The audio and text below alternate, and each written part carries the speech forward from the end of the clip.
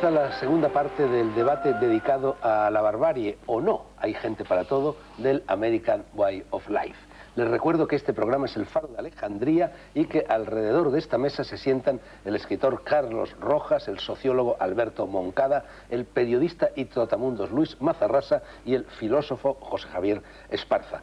Se verán ustedes que mientras la publicidad transcurría hemos dado buena cuenta de parte de los usos y costumbres ibéricos que están colocados encima de la mesa. Me señalaba Alberto Moncada que falta pan, y efectivamente falta pan, nadie es perfecto. Hubiera sido maravilloso tener aquí una fresca hogaza de pan payés, por ejemplo, de pan de pueblo, y quizá nada representa mejor que eso los modos y maneras de vivir de los españoles. En fin, estábamos hablando de lo que estábamos hablando, y a mí me gustaría invocar en esta mesa el sentido común, porque yo recuerdo, caballeros, que cuando yo era pequeño y se hablaba de la forma de vivir de los Estados Unidos y no había televisión y nunca habíamos visto esa forma de vivir, lo que nos asombraba, lo que nos decían nuestros padres es qué manera tan absurda de vivir, es decir, qué manera tan contraria al sentido común. Por ejemplo, lo de que no se reparasen las cosas, lo de que si uno se le hacía un agujero en la suela de los zapatos, tirase los zapatos, o incluso que tirasen los coches, que todo girase alrededor del coche. Y también recuerdo la primera vez, ya que ha salido a relucir la Coca-Cola en repetidas ocasiones a lo largo de esta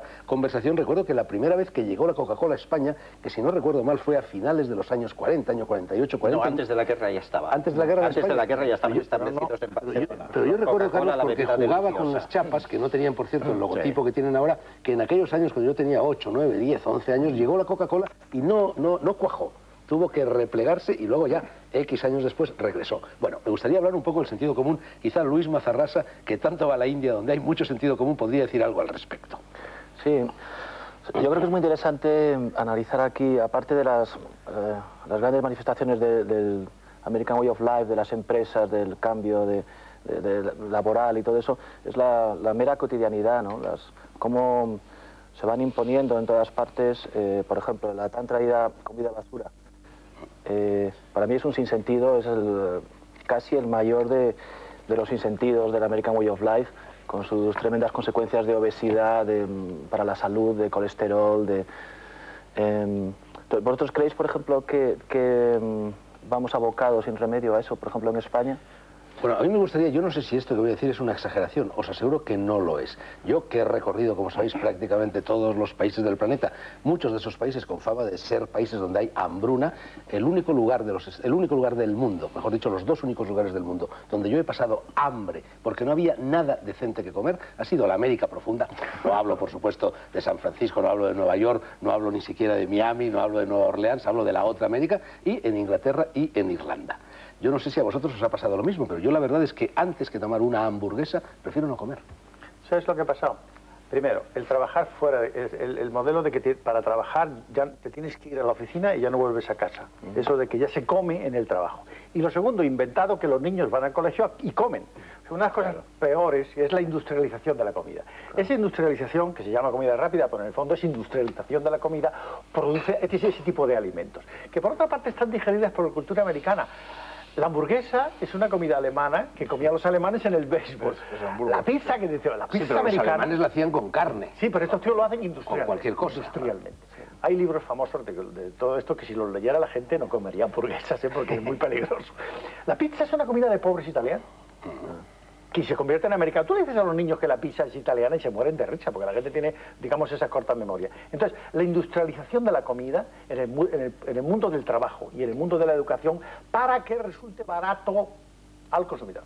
Tiene mucho que ver con lo del sentido común que dice Fernando, por muchos motivos. Es decir, la comida es gastronomía, la gastronomía es cultura, eso forma parte de una tradición, de unas normas, en fin, de sentido común es que hay que comer bien. Pero no en mitad del día.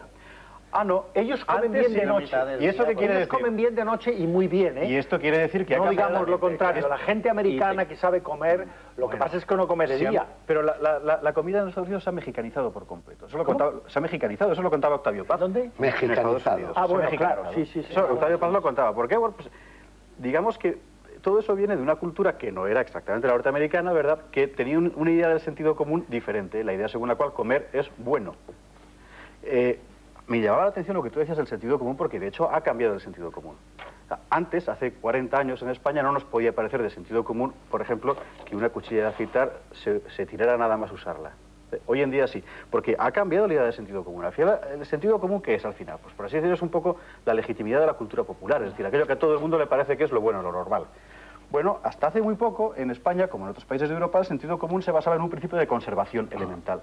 Y hoy se basa en todo lo contrario, como en todos los países modernos, un principio precisamente de cambio, de modificación. Y ese principio de cambio y de modificación no deja sobrevivir normas, que es lo que hablábamos antes de la publicidad. Claro, pero eso es industrial. Perdóname, es una civilización, y retomo lo que tú señalabas de Toynbee, una civilización sin cultura, es solo materia. Le ha faltado escrita la filosofía. No tiene por qué relacionarse la civilización con la cultura. Hay completamente de acuerdo. Exactamente. Vaya, completamente de acuerdo. El problema del American Way of Life es que es solo civilización. Pero hay una palabra del Fordismo, de Henry Ford, que se llama plan obsolescence, una obsolescencia planificada. Es decir, que los coches no deben durar mucho. Exactamente. Pero eso es industrial, eso es un plan, eso es un plan.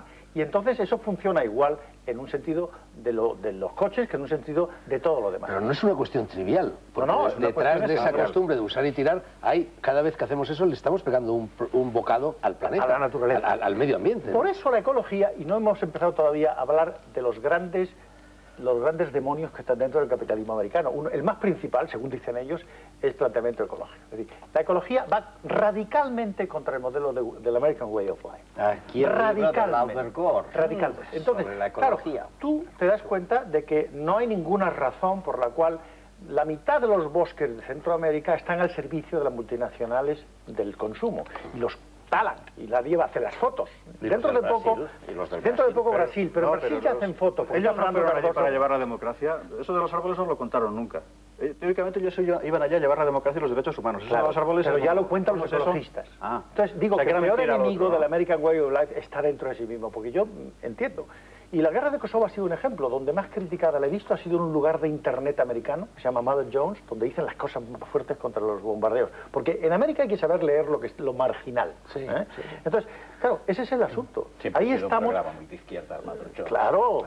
Entonces tú ves una izquierda americana pujante y diciendo la ecología nos salvará. Porque el día en que digan, mire usted, vale más la capa de ozono, cualquiera de las cosas que ellos dicen en términos de consumo popular, porque ese es el problema. La clase media no quiere ecología, porque va contra sus hábitos.